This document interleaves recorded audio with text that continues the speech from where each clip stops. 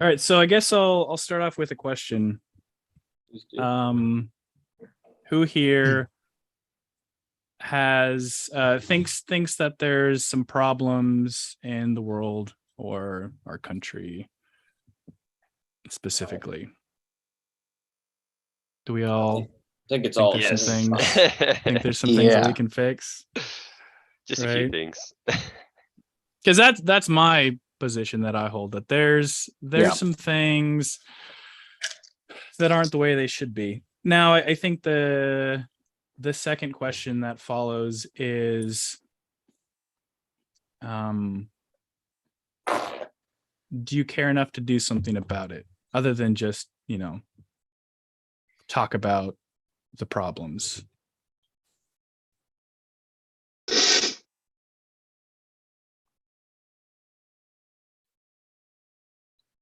That's why I'm here.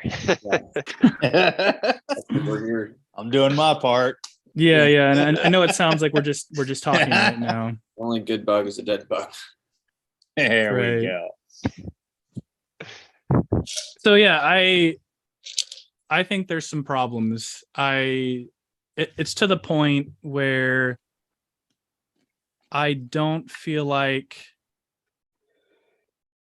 I live in the country that I was born in. In that, I live in the same land geographically that I was born in, but I don't feel like it's the same country, and like drastically so. Does anybody else feel that way? Yes, most definitely.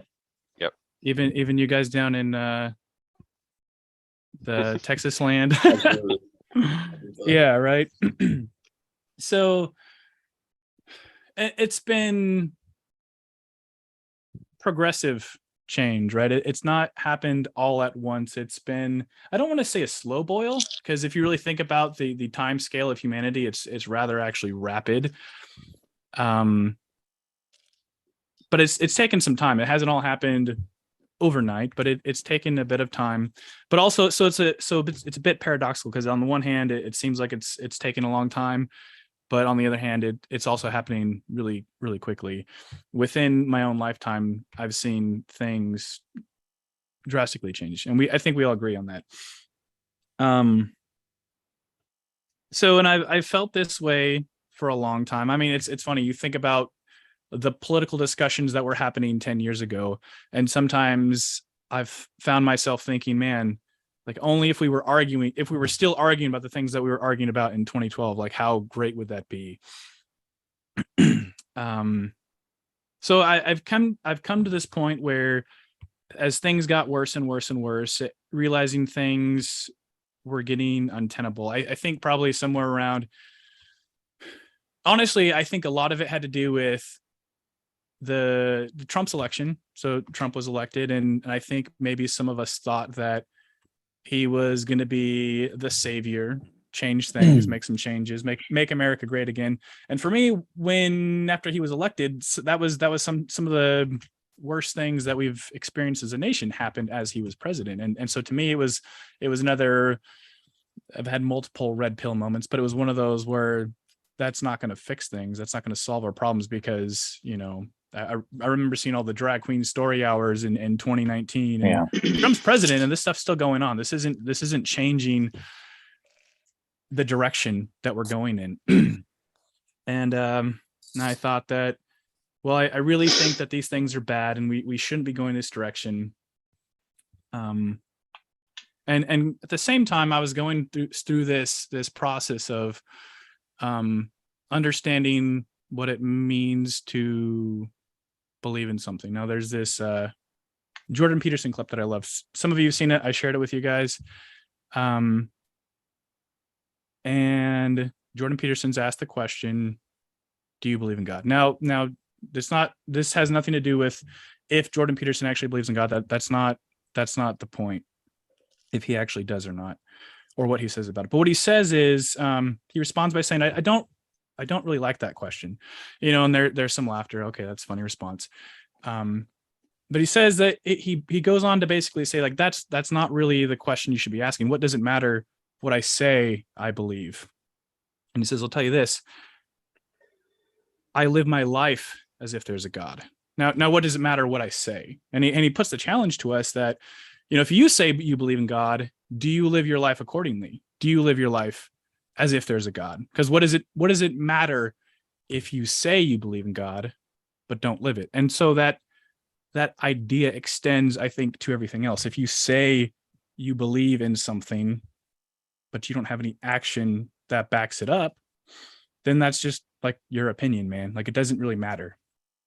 And for me, that was challenging. That for me, that was challenging. I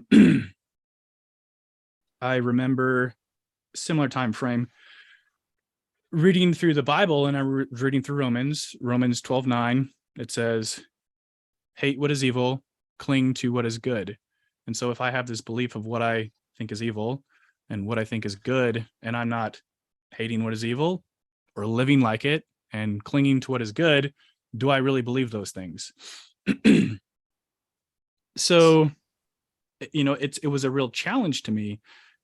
Am I living my life in accordance to the things that I believe? Now, if I'm not, then I either need to rethink what I believe and adjust my intellectual outlook on the world, or I need to adjust my actions, change the things that I'm doing. Well, I don't think I could even consider changing the way I see the world and my outlook.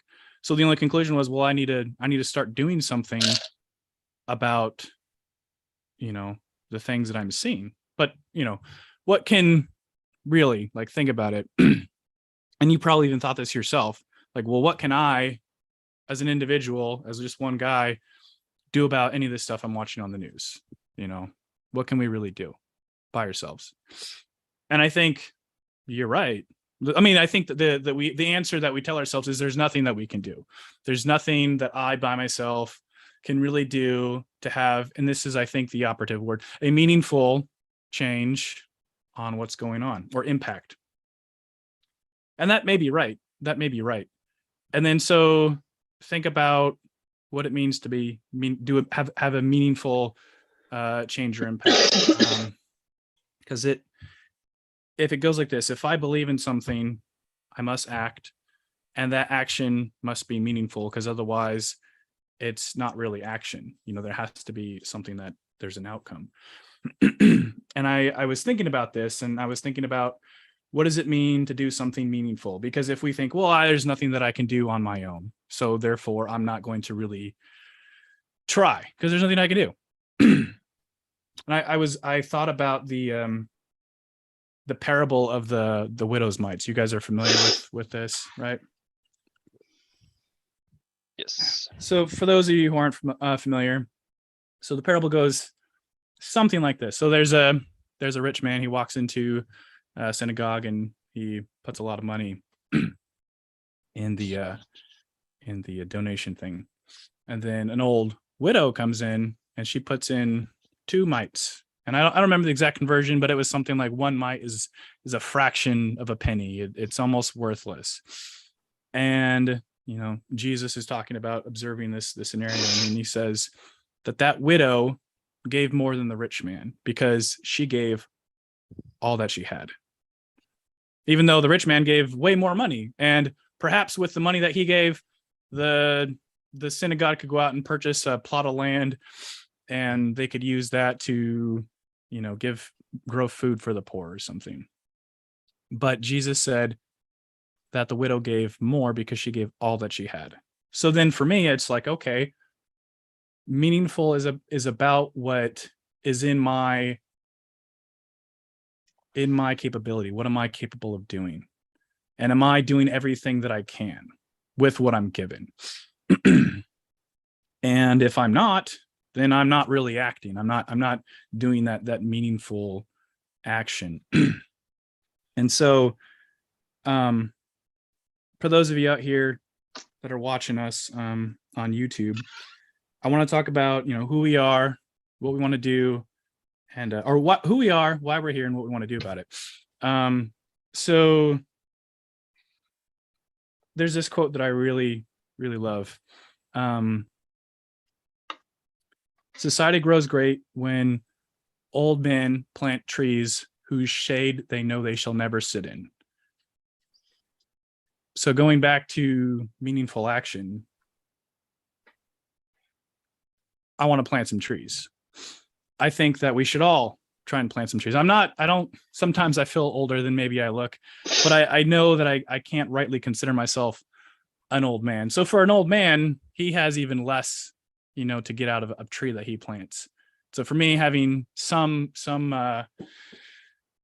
more years ahead of me, how much more should I try and plant some trees? So that's what we're trying to do here. So the idea is maybe I can't do something by myself, but I can do all that I can do, right? And that's what's important. But how can I, and what is that? And what is that? So, well, what do you think, guys? What do you think are some things that we could do? Have a bunch of kids. Right. I mean, teaching your kids too. I mean, it's the other Yeah. other big one. I was hoping you guys give me wrong answers. You guys are supposed to set me up. Oh, Yeah. well, So we On could the libs. We Yeah. can vote harder. advocate for the local political candidate. Yeah. Just yeah. vote. So Respect our police. Yeah, vote red. um, USA. right. Post memes. Post memes. Hey, now, that's Um, what it's called. So there, like surveying the landscape, it can be really intimidating, Oh, really, trust really the plan. discouraging. What is it? What's the black Yeah. pill? Is the There black you go. pill? Is the black Follow pill where cue. there's no hope? Is that Yes. what the Yeah. black pill is, Yeah. right? Yes. Yeah. Yeah. That's So sometimes you can watch the news and just it can feel like you're getting that black pilled, and you can feel like there's nothing that you can do. And I think maybe that's part of the strategy, perhaps. But I don't think that's true. And my belief system demands that I reject that notion, that I cannot think that way. And even if I rationally, logically could come to the conclusion that defeat is inevitable, that would not mean the logical conclusion would be to still not act. I had the opportunity in the last couple of years to go down and see the Alamo. And if you know the story of the Alamo, the men who fought and died at that post, they knew they were going to die, or that they were at least going to face certain defeat, but yet they still stood there and manned the post to the bitter end. So knowing that something is a lost cause is no excuse to not pursue what you believe is right. Although it can still be daunting, and what do you do about that? Well, one thing about the Alamo is also the fact that, like, yeah, they lost there, but it allowed, for the actual winning of the war, Right. afterwards. So, Right. like, I mean, yeah, Right. like that was a temporary defeat, Mhm. but it Yeah. They wasn't planted the some end. trees. Yeah. They didn't that see the shade of their Exactly. sacrifice. Yeah. And that's the idea, that even though, like, it may seem like it's a lost cause, and maybe that's true for you in your lifetime, but this is another thing. I'm a father, like many of you, and one thing I've come to realize more and more, having children, is that fixing the world for myself is one thing, but now the bar is so much higher. It's not just for myself, it's for my children and my children's children. What kind of world do I want to leave them? What kind of example do I want to set for them? So the answer that I have, it's not a sexy one. It's a rather boring one, and it's one that I didn't even come up with. But it's this idea that I think we all agree that society needs strong families as the foundation to be a strong society. Yeah. Right. Yes, Right. definitely. So what does it take to build a strong family? Leadership. Strong men. So I think we could discuss for hours as far as breaking down all the different what causes collapse of society, and I could give you 500 slide PowerPoint and talk about all the different things and different places where the West went wrong and yada yada yada. But to me, I think that's all kind of moot at this point. It's our fault, right? If society is collapsing, well, and you could trace it back down to well, what makes up society, and ultimately it comes down to the men of that society. So we're just going to take that as we're going to assume that premise. We're just going to go from there. And so the thinking is to fix society, you need to various levels of society need to be fixed down, but it starts with the family, and the family starts with the man. So this is the idea. You fix yourself. What's the problem with this country? Well, it's me, it's you, and it's my father and your grandfather, and all up the chain. We did this. Now, not to say that we can't point to other things, but that's not a matter. I mean, if it's our fault, then we can fix it. If it's not our fault, then we're fucked, and there's nothing we can do. Let's all go get stoned. But that's not a conclusion that I can come to. No. If it's our fault, we can fix it, and that's what we should try and do. So this isn't, again, my remedy. I didn't invent this, but fix yourself. I think what year was the the Man in the Mirror song? Michael Jackson, like make a change. You want to make a change in the world? You start with yourself. Like Michael Jackson, really, he should be our figurehead, our patron saint, really, because that's sort of the thesis that, well, if you want to make a change in the world, yeah, it starts with you. It starts with me. That's really it. So what I've done is I've I've made that recognition that, yeah, it's not sexy, but if I really want to affect what's happening on TV, and maybe I don't see the results of this in my lifetime, but the tree that I plant is I work on myself, because that's what I can most directly influence, and my family. I I do the things that I need to do to make my life better, and the lives of my children better, and the lives of the life of my wife better. And with that, I try and connect with as many other men out there who think the same way as me, and who can encourage me, and I can encourage, and cross-pollinate ideas as far as the best ways to optimize your life.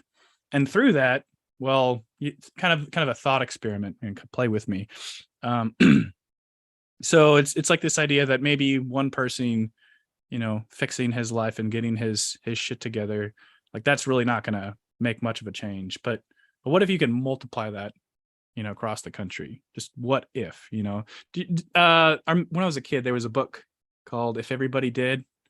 Anybody ever read that? It was kind of a silly book. It was like, if everybody left tacks on the floor, and if everybody left the door open, and if everybody, no, just me. Okay. Yep. But think if everybody did, if all the men in this country, started to do the simple stuff. And I'm not even talking about, any advanced stuff, but just think about the simple stuff, like stop all the obvious bad things, right? Sometimes people have asked me for fitness advice, and when this happens, usually the first question is asked, well, when's the last time you had fast food? Like somebody's trying to lose weight. They said, yesterday. Well, before I give you any like fitness advice, just stop eating fast food. Come back to me when you haven't eaten fast food for like a month. like just stop the bad stuff. And sometimes for people, like that's what they struggle with. You know, it's like, I'm not going to like give you a diet plan if you can't stop eating fast food. It doesn't really matter. So I think for most men, just stopping all the bad stuff multiplied across everybody, that might have a huge impact. You know, I don't know how much of an impact it could have. But then if everybody could master all those little things, stopping all the bad stuff, you know, and then started working towards, you know, growing your body, going to the gym, you know, growing your mind, picking up a book, a nonfiction book, and reading something for the first time, perhaps, you know, and going to church, you know, feeding your soul, connecting with other believers.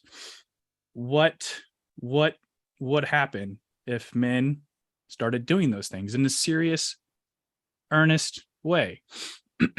What could happen? I don't know, like if that would do it. I don't know that is the entire formula, but I think it's part of it's the majority of it. Maybe it doesn't, you know, I don't, you know, maybe there's more to the equation. I don't know, but I know that that I think is the foundation for what's wrong and how we fix things.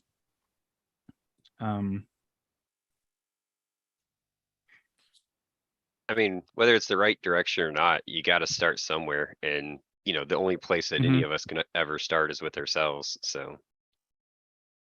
Yeah. Right. So like I said, you know, work on myself, improve the things in my life that I can, and connect with other people. So, the other guys that are on here with me, let's say at least half of them, no, more than half of them, majority of you, I I've connected with through Facebook. And we've gotten to the point where, most of you, we've had meals in each other's homes. And that, to me, like starting on Facebook, you know, strangers, internet strangers, we've gone from internet strangers to you know, having that level of intimacy and trust, to me is sort of a proof of concept. Because you have these online forums, groups, circles, you know, various holes in the dark web that you know, dark right-wing ideas like to congregate and fester. But, you know, nothing that doesn't do anything. That doesn't, I don't, again, think actually move the ball forward. But then the idea is, you know, what if we connect together and start thinking and talking about ideas, you know, beyond just, you know, shit posting. What could happen? So I started to reach out to guys that I thought, you know, actually probably not just guys that I thought were worth something, but probably lots of other people too. Because, you know, cast a wide net. But these are some of the guys. These aren't everybody, but these are some of the guys that have responded, and have showed up. And I found in life, I found that a lot of times success is just showing up. And that's what I'm doing here right now. Cause I don't think that, what makes me qualified to get on the internet and talk about these ideas. Well, I would say nothing really qualifies me, other than I feel compelled, like I have to. And That reminds me of a Chesterton quote, and hear me out. He says, Go ahead. No. a thing worth doing is worth doing badly. Yeah. It's counterintuitive, Mm-hmm. but if you think about it, it's true. And John, you do this well. I'm not saying you do this badly, but that even shows that, yes, sir. But it even shows that if you weren't doing it well, it would still be worth doing. So. Yeah. Thank you. That's to my point. That I don't feel necessarily that I'm qualified, but I feel like I have to. And, you know, that's why I'm doing it. Earlier when you were talking, I also wanted to bring up Chesterton. There was some newspaper that asked the question, you know, what's wrong with the world? and he came out with the banger answer of I am. Yeah. And Amen. so, you know, the change that you want to see starts with you. And so recognizing that you're also part of the problem. I mean, you're complicit in all the things that you hate to some extent.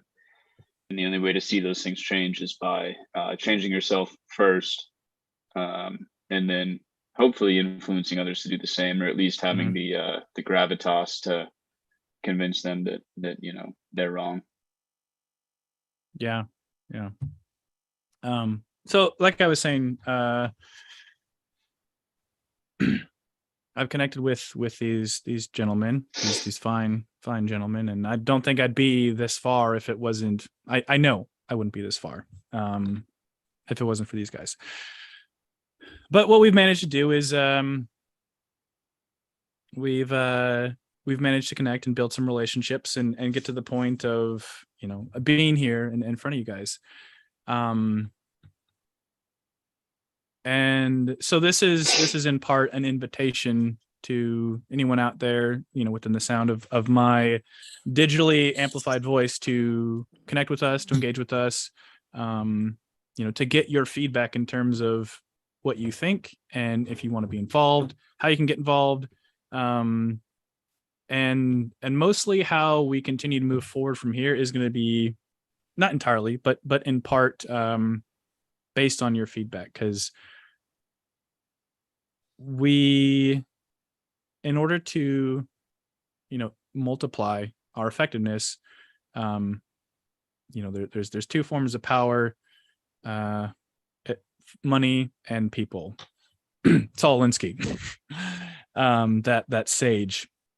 So in order to grow effectiveness, we're ultimately going to need guys. I mean, if that's the idea, if to get the message out there, if we think that, you know, we need to get as many men, you know, tying their shoes the right way as possible, you know, we need it. How are we going to do that unless we connect with them? So that's chiefly what we're here to do. So does anybody want to talk now about your experiences in terms of because I think part of also what like to happen is, you know, people get to see us and they get to kind of get a feel for who we are right now ahead of time. And I know for some of you guys, you know, I messaged you basically cold, you know, and you had no idea who I was, and thank God you had a little bit of faith, or maybe you were just, you know, I don't know what you might Bored have that been night, thinking at the time. Yeah. I'm just Yeah. autistic enough that, you know. yeah, you know. But if you guys want to talk about a little bit about, you know, some of your thoughts on what you guys have seen, anybody? I mean, for me, it's like, besides just seeing like everything in the news, it's just kind of watching everything that's just kind of unfolded over time, you know, because I was raised Christian, but then I kind of became, you know, agnostic atheist. And this was like a little bit before, like back in early, like 2010-ish, probably even 2011-ish. And then, like, I know on Facebook, I joined a bunch of, you know, center left groups. Kind of a thing. Actually, Occupy Democrats, I remember liking them at one point.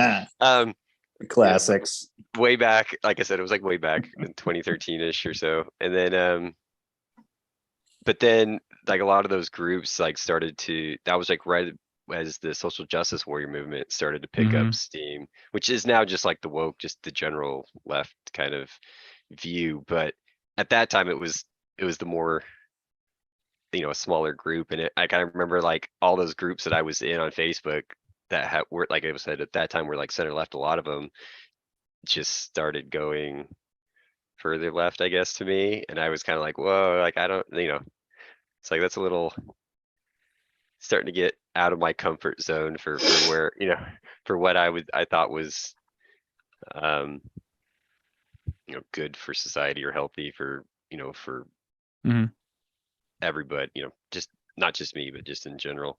And so that kind of just started slowly, I guess, pushing me, pushing me back the other direction.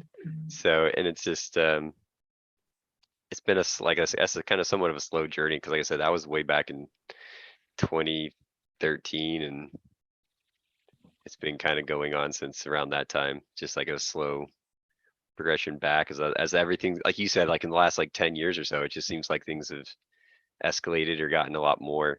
And that's, yeah. And then, like I said, as far as that's continued to escalate and go, then I've kind of, and as I've watched it, I've moved back and then decided to try to do more, on my own, not on my own, but to do something myself, as opposed to just watching it continue to go one way. It's like, okay, well, like you said, if you really think that, something's wrong, then you got to do something. So. Right. And honestly, that what I said right there is something that I need to remind myself of, that, sometimes it's too easy to get complacent with things and forget. Sometimes I really think that we need to adopt this sort of warfare mentality that, we don't have the luxury or time to really goof off, that we're given a short, finite amount of time to do work, and then we're gone. And time that we spend goofing off is time wasted.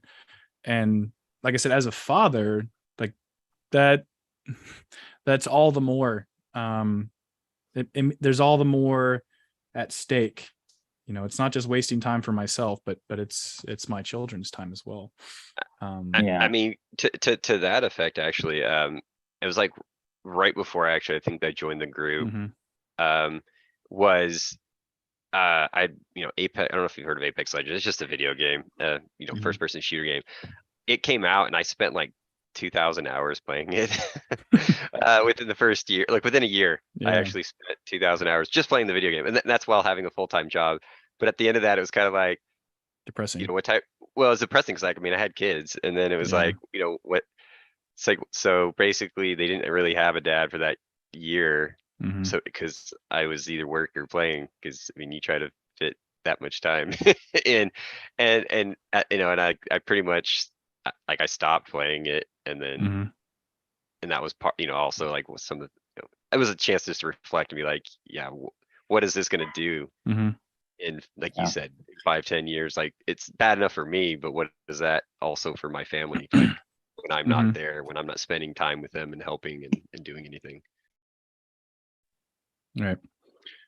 So in closing, if anything that I said tonight resonates with you, or you think that maybe, or somebody who you think it might resonate with, share this video with them, and comment, message me, engage. Your feedback is really going to drive a lot how often we do this in the future, in terms of future content and videos, which I'm planning on doing anyways. But your feedback will help drive the direction of that. Really, I think that's it. Was there anything else that I'm leaving out? Did I cover everything? I think so, more or less. Okay. All right. Well, then I love you guys, and I'll see you next time. See you, brother. Man, take care.